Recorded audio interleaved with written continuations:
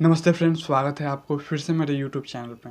Friends, अभी हम बात करेंगे कि अमेरिका के बाल्टीमोर शहर में एक ब्रिज जो है वो कोलैप्स कर गई है, यानी कि फ्रांसिस स्कॉट की ब्रिज जो है वो पूरे तरह से टूट गई है। और इस पुल के टूटने के कारण यह बताया जा रहा है कि एक जहाज़ जो श्रीलंका की ओर जा रहे थे और श्रीलंका की ओर जाते समय जो है यह जहाज़ बाल्टीमोर शहर के फ्रांसिस स्कॉट की ब्रिज के खंभे से जो है वो टकराए गए हैं, जिसके कारण वो पुल जो है वो पूरे तरह से टूट गए हैं।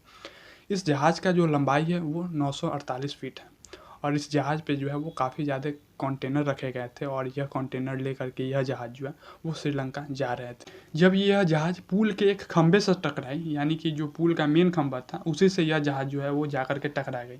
तो एक छोटी सी हम आपको वीडियो क्लिप दिखाते हैं कि कैसे यह जहाज़ पुल के खंभे से टकराने के बाद जो है वो पुल पूरे तरह से जो है वो पानी में समा गया। तो आप यह छोटी सी वीडियो क्लिप देखिए।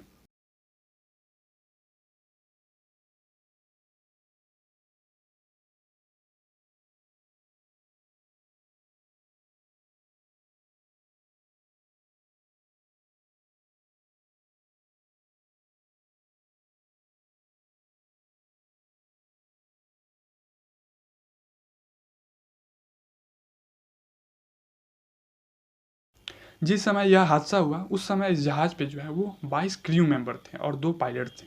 कहा यह जा रहा है कि 22 क्रू मेंबर जो थे वो भारतीय थे। लेकिन इस हादसे में जो है वो एक भी क्रू मेंबर को कोई ज़्यादा इंजरीज नहीं हुए हैं और जो पायलट थे उनको भी जो है वो कोई इंजरीज नहीं हुए हैं।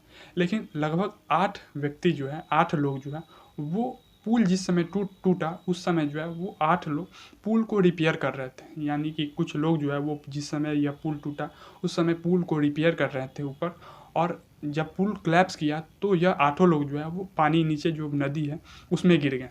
साथ ही नदी का जो तापमान था, क्योंकि रात के समय में यह पुल कोलैप्स किया और रात के समय जो है वो पानी बहुत ज़्यादा ठंडा था, लगभग 8 डिग्री सेल्सियस जो है उस समय पानी का तापमान था।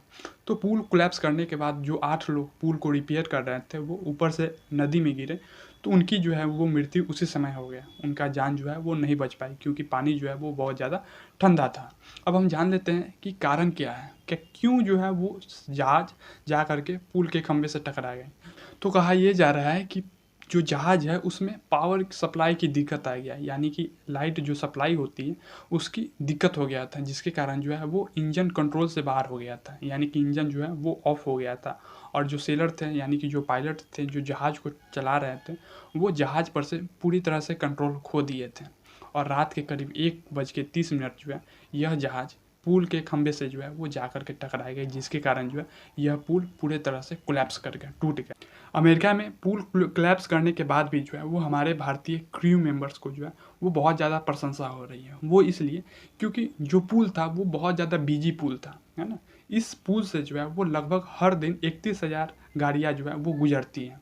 और जब यह पुल कोलैप्स की उसी समय जो है वो हमारे भारतीय क्रू मेंबर जो उस जहाज़ पे सवार थे, वो इमीडिएट जो है वो अमेरिकन अथॉरिटी को यह जानकारी दे दी कि हमारा इंजन जो है वो काम नहीं कर रहा है और यह पुल जो है वो जा कर के टकरा गया है पुल के खंभे से।